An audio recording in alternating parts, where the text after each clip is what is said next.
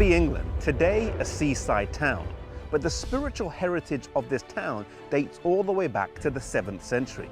In 656, the abbey was founded by Abbess Hilda, and in 663, the Whitby Synod was held here between the leaders of the Celtic Church and the leaders of the Catholic Church, and it was not without confrontation.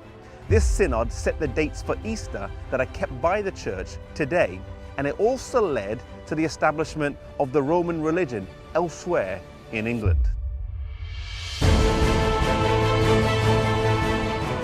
At that time, in this part of England, the Celtic Church was the dominant faith, due to the missionary work of Aidan, who had been sent over from Iona. These people were Bible believers, they kept the Sabbath, and they did not recognize the papacy as ruler in spiritual affairs.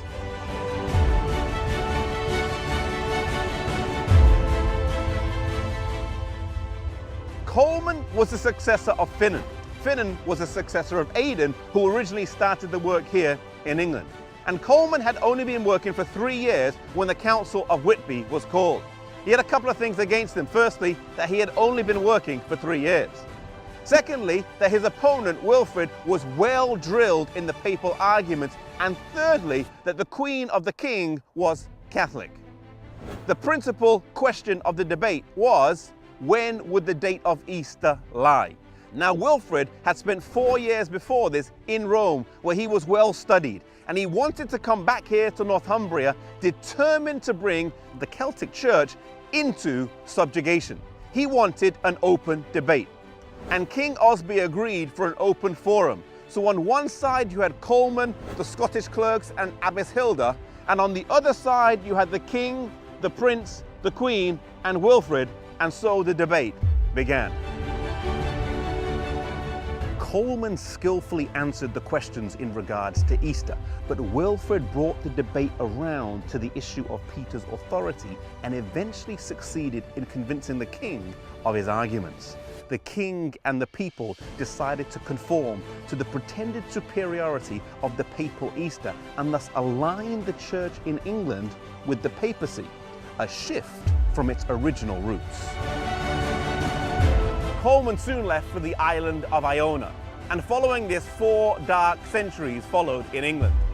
Soon after, the Danish Vikings swept through England, bringing with them a flood of paganism.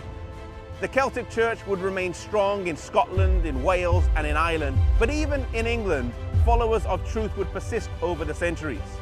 The seed sown by Aidan, Finan, and Colman would continue, so that when John Wiclef began his marvelous revival centuries later, his followers are thought by some to be those who maintained from generation to generation the doctrines of Aidan.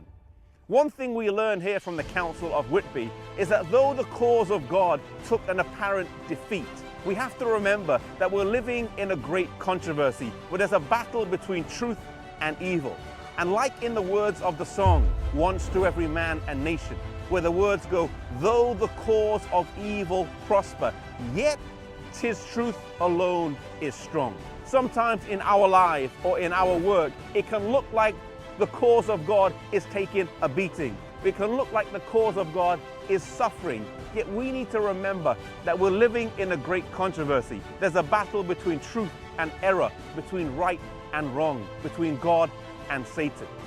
If we abide in Christ, if we align ourselves with God, we can know that we will always end up on the winning side, though on the way there will sometimes be apparent defeats.